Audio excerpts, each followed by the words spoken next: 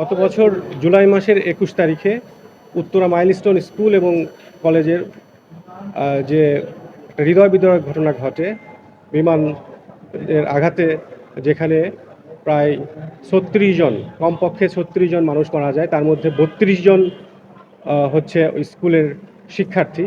সেই শিক্ষার্থীদের ৯ জনের পক্ষ থেকে তাদের পিতামাতা এবং Bangladesh legal aid and services trust ১০ জন পিটিশনার হয়ে আজকে এই রিট আবেদনটি আহ, মহামান্য হাইকোর্ট বিভাগে উপস্থাপন করা হয় এবং আমাদের রিট পিটিশনের ভিত্তিতে মাননীয় বিচারপতি জনাব ফাহমিদা কাদের এর বেঞ্চ সন্তুষ্ট হয়ে রুল ইস্যু করেছেন।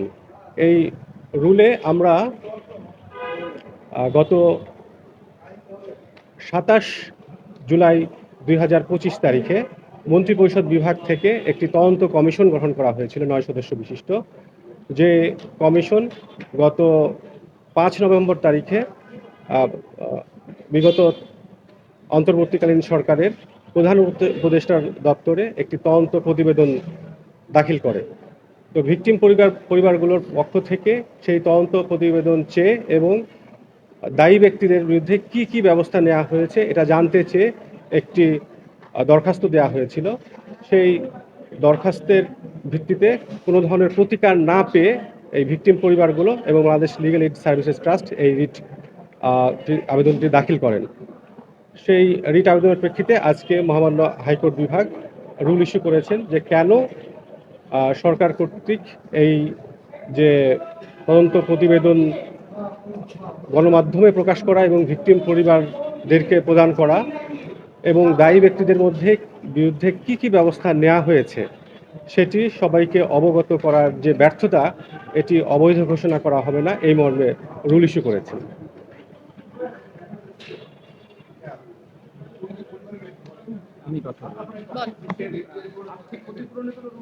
জি জি, এর মধ্যে কেন তাদেরকে পর্যাপ্ত আর্থিক ক্ষতিপূরণ দেওয়া হবে না এই মর্মে রুল জারি হয়েছে। আমরা সবাই আছি, আমরা যারা আমার নাম হচ্ছে লিওন মীর, আমি ফাতেমা আক্তারের মামা, ৩য় শ্রেণীর ছাত্রী ছিল। আমাদের আসলে অনেক অভিযোগ ছিল, কিন্তু অভিযোগ এখন পর্যন্ত বিগত যে সরকার ছিল সরকারের কাছে আমরা অনেক আবেদনও জানিয়েছি, কিন্তু এখন পর্যন্ত সরকার আমাদের কোনো কথাই শুনেনি। এক নম্বর হচ্ছে যে একটি তদন্ত কমিশন সরকারের পক্ষ থেকে গঠন করা হয়েছিল, সেই তদন্ত কমিশনের যে প্রতিবেদন আংশিক প্রকাশ করা হয়েছে, সে আংশিক তদন্ত প্রতিবেদনের মধ্যে দুটি পক্ষকে দায় দেওয়া হয়েছিল, বলেছিল যে পাইলটের ত্রুটির কারণে হচ্ছে বিমানটা পড়ে যায়। আর দ্বিতীয় হচ্ছে যে এই স্কুলটা হচ্ছে অবৈধভাবে গড়ে তোলা হয় এবং অবৈধভাবে মানে যে নিয়ম কানুন মেনে বিল্ডিং কোড, সে কোড না মেনে বিল্ডিংটা করার কারণে হচ্ছে হতাহতের পরিমাণ বৃদ্ধি পায়। হতাহত মানে হচ্ছে তাহলে কি নিহত বেড়েছে, আহত বেড়েছে, তার মানে স্কুল দায়ী। তাহলে আমাদের আগে যত অভিযোগ ছিল আমরা সব অভিযোগ যদি একদম একপাশে দূরে সরিয়ে রাখি, কিন্তু তদন্ত কমিশনের প্রতিবেদনে যে স্কুলকে দায় দেওয়া হয়েছে, তাহলে এখনো পর্যন্ত কেন স্কুলের বিরুদ্ধে কোনো আইনগত ব্যবস্থা গ্রহণ করা হয়নি, এই ব্যাপারটা আসলে আমরা সরকারের কাছে বারবার জানতে চেয়েছি, আহ্বান করেছি যে স্কুলের বিরুদ্ধে একটা ব্যবস্থা নেওয়া হোক, কিন্তু স্কুলের বিরুদ্ধে কোনো ব্যবস্থা নেওয়া হয়নি। অবশেষে আমরা শেষ বেলায় এসে আমরা আইনের কাছে এসে দ্বারস্থ হয়েছি। এইখানে একটি কথা বলা হয়েছে যে স্কুলটা যেখানে গড়ে তোলা হয়েছে, এইখানে যে স্কুলটা গড়ে তোলা হয়েছে এটা হচ্ছে বিমানের রুটের উপরে, বিমান যেখান দিয়ে চলে সেই বিমানের রুটের উপরে কেন স্কুলটা গড়ে তোলা হলো? এই স্কুলটা তাহলে বিমানের রুটের উপরে এখন পর্যন্ত কেন থাকবে?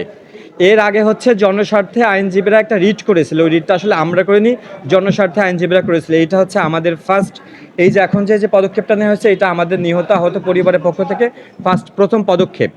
তো বিমানের রুটের উপরে এসে স্কুল কেন করবে? স্কুল এখানে কেন থাকবে এটা আমরা আসলে জানতে চাই। আমরা চাই যে এখানে হয়তো বা বিমানের রুট থাকবে, না হয় স্কুল থাকবে, দুটোর একটা থাকবে। ক্ষতিপূরণের কথা বলা হচ্ছে, ক্ষতিপূরণ দিলে কি আসলে সব সমস্যার সমাধান হয়ে যায় নাকি? ক্ষতিপূরণ দিলে কি মানে আমাদের কি হবে? ক্ষতিপূরণে আমাদের কি হবে? ক্ষতিপূরণ তো এটা একটা রাষ্ট্রের জরিমানা, এটা একটা সরকারের জরিমানা। ক্ষতিপূরণের মধ্য দিয়ে আমাদের কোনো ক্ষতিরই পূরণ হবে না, এটা জরিমানা, এটা তো দিতেই হবে, এটা একটা আইনগত ব্যবস্থা। একটা রাষ্ট্রের আইনগত ব্যবস্থা হচ্ছে ক্ষতিপূরণ। কিন্তু ভবিষ্যতে ভাই, ভবিষ্যতে যেন আর এই ঘটনার পুনরাবৃত্তি না ঘটে, ভবিষ্যতে ওইখানে যারা শিক্ষার্থী আছে এদেরকে সরায় নেওয়া হোক, স্কুলটা সরিয়ে নেওয়া হোক, ঘটনার পুনরাবৃত্তি যাতে না ঘটে, বিমানবন্দরের রুট থেকে স্কুলটাকে সরিয়ে নেওয়া হোক, এটা হচ্ছে আমাদের একটা অন্যতম একটা আবেদন এই সরকারের কাছে, এই রাষ্ট্রের কাছে।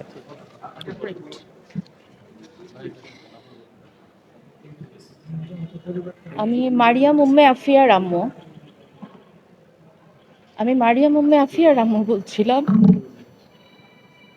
আমার বাচ্চাটা যে মারা গিয়েছে, আমি আজ পর্যন্ত সরকারের কাছে এটার কোনো বিচার পাইনি। আমরা অনেকভাবে তাদেরকে বলেছি যে মানে এটা আসলে দোষীটা কে আমাদেরকে জানানো হোক।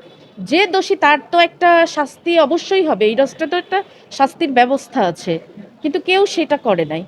যে সরকার চলে গেছে সে শুধুমাত্র টিচারদেরকে ডাকছে, টিচারদের সাথে কথা বলছে। তাহলে আমার প্রশ্ন, শুধু কি টিচাররাই মারা গেল? বাচ্চাগুলোর কি কোনো দাম নাই? আবার এখন নতুন যে সরকার আসছে সেই সরকারও একজন টিচারকে পুরস্কার দিচ্ছে, সে তো বাচ্চাদেরকে বাঁচাতে যেয়েই সেই এই পুরস্কারটা পাচ্ছে। তাহলে এতগুলো বাচ্চা যে মারা গেছে তাদের ফ্যামিলিগুলোর তো কোনো খবর কেউ নিচ্ছে না। কারণ আজকে আমরা এতটা অসহায় হয়ে আমাদের কোর্টে আসতে হয়েছে কেন? এই রাষ্ট্রের কি কোনো দায়ভার নাই এটার? এই যে তারা একবার বলতেছে পাইলটের দোষ, পাইলটের উপরে চাপায় দিচ্ছে, আবার বলতেছে যে পাইলটের দোষ না।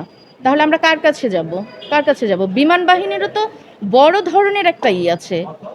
মানে আমাদের সর্বোপরি হচ্ছে আমাদের বিচার দরকার। আমাদের স্কুলটা যে অবৈধভাবে করলো, রাজু কিভাবে এর পারমিশন দিল আর সে কিভাবে করলো, এটা একটু দেখুক সবাই। আমরা বিচার চাই। ঠিক আছে, থ্যাংক ইউ। আমার নাম উম্মে তামিমা আক্তার। মারিয়াম উম্মে আফিয়া।